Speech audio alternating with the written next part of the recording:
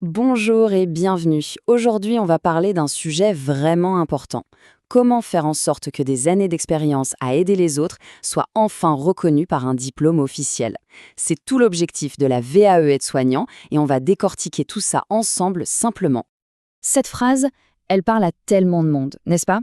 C'est souvent le déclic, ce sentiment profond que tout le travail, tout le dévouement du quotidien, ça mérite bien plus qu'une simple mention sur un CV. Ça mérite un vrai diplôme d'État.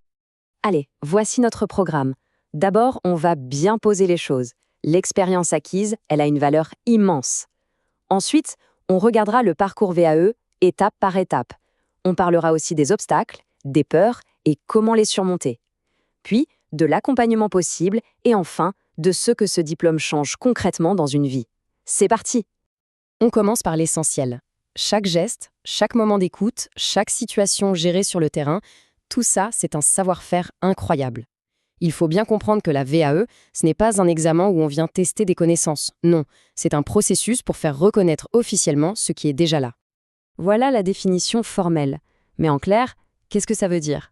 Ça veut dire que l'État a mis en place un parcours pour obtenir un diplôme sans forcément retourner sur les bancs de l'école. Comment? Simplement en démontrant qu'on possède déjà les compétences du métier. C'est un droit en fait. Et ça, c'est un point absolument crucial.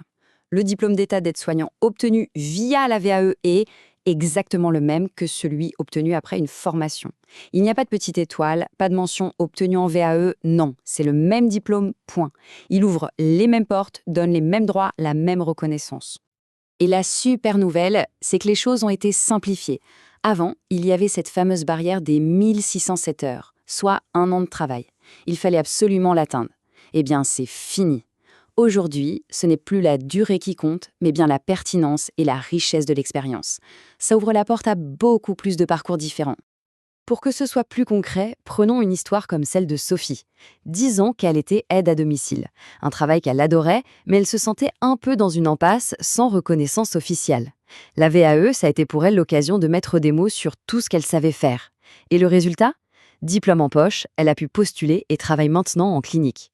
Son histoire, c'est la preuve que ce n'est pas juste de la théorie. Bon, maintenant qu'on a posé les bases, voyons comment ça marche en pratique.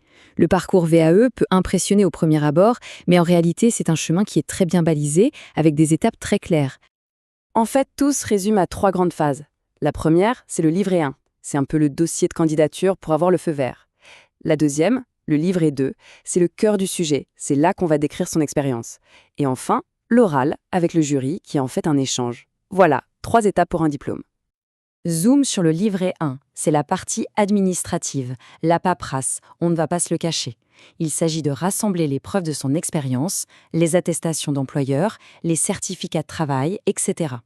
L'objectif est simple, juste vérifier que la candidature est légitime et que l'expérience est bien dans le domaine de l'aide-soignant.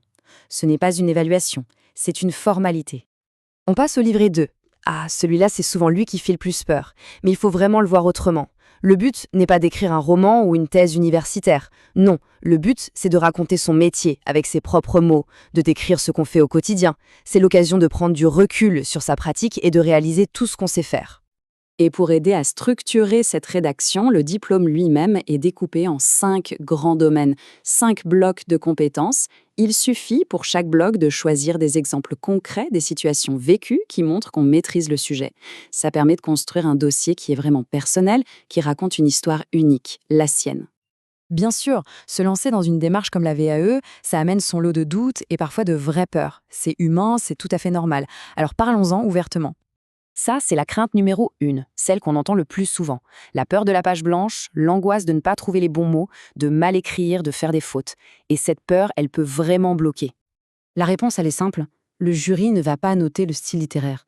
Ce qui l'intéresse, c'est de comprendre, de lire une description concrète et sincère des gestes du métier. Et surtout, il ne faut pas imaginer faire ça tout seul. Il existe des accompagnateurs dont le métier est justement d'aider à traduire le savoir-faire en mots, à structurer les idées. L'autre grand moment de stress, c'est l'oral. L'idée de se retrouver comme ça, face à un jury, d'être évalué, ça peut être très intimidant. Et là aussi, il faut essayer de changer de perspective. Un jury de VAE, ce n'est pas un tribunal. Ce sont des professionnels du secteur, des gens qui connaissent le métier. Leur objectif, ce n'est pas de piéger, mais de dialoguer et de creuser ce qui a été écrit dans le dossier. En fait, c'est plus une conversation entre experts qu'un examen. On vient de l'évoquer, et c'est un point tellement important, on ne se lance pas dans cette aventure en solitaire. L'accompagnement, c'est vraiment la clé pour avancer sereinement et mettre toutes les chances de son côté. Et cette aide, elle est très concrète. Ça va de l'aide pour organiser ses idées pour les livrets, à la relecture des brouillons pour les améliorer. Ça passe aussi, bien sûr, par une préparation à l'oral, avec des simulations pour se sentir plus à l'aise le jour J. Et ça couvre même toute la partie administrative, comme le montage des dossiers pour obtenir un financement. On arrive à la destination finale.